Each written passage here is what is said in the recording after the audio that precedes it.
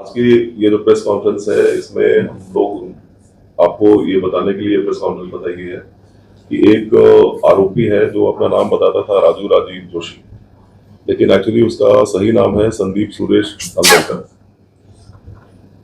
इस आरोपी के ऊपर में चीटिंग के पहले से भी बहुत सारे केसेस हैं। कुल मिलाकर बॉम्बे, न्यू बॉम्बे, एक गुजरात में भरूच, ऐसे कुछ जगहों पर मिला के 13 केसेस इसके ऊपर में चीटिंग के।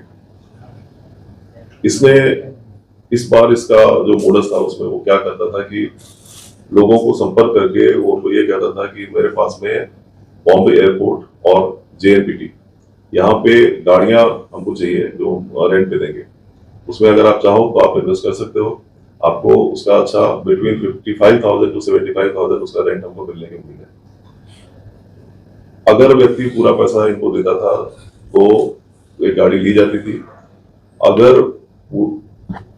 और शुरुआत के दौर में ये उनको कुछ पैसे देता भी था ताकि वो लालच में फंसते जाए और ज्यादा से ज्यादा लोगों को बताए कि कौन सी स्कीम है।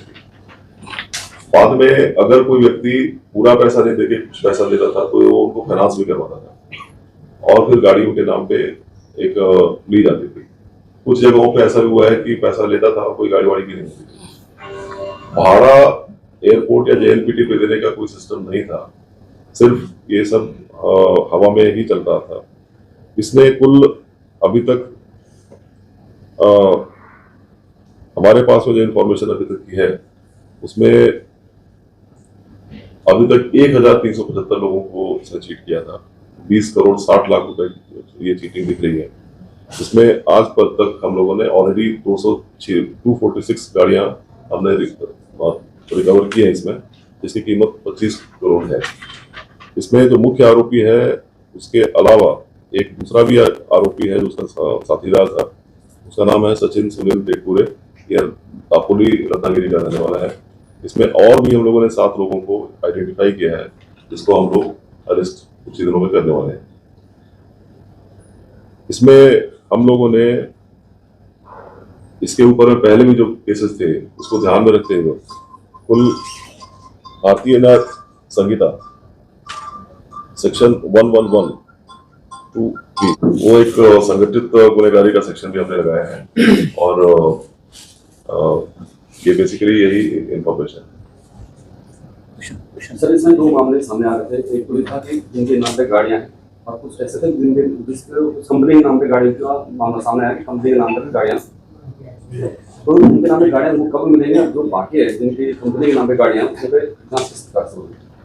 तो कुछ केसेस में ऐसा था कि जो कुछ लोगों का सिविल स्कोर अगर कम है तो ये होता था कि कंपनी के नाम पर हम गाड़ी ले लेंगे, और कुछ केसेस में ऐसा था कि अगर सिविल स्कोर का इशू नहीं है तो उसके नाम पे डायरेक्टली गाड़ी ले लेते थे।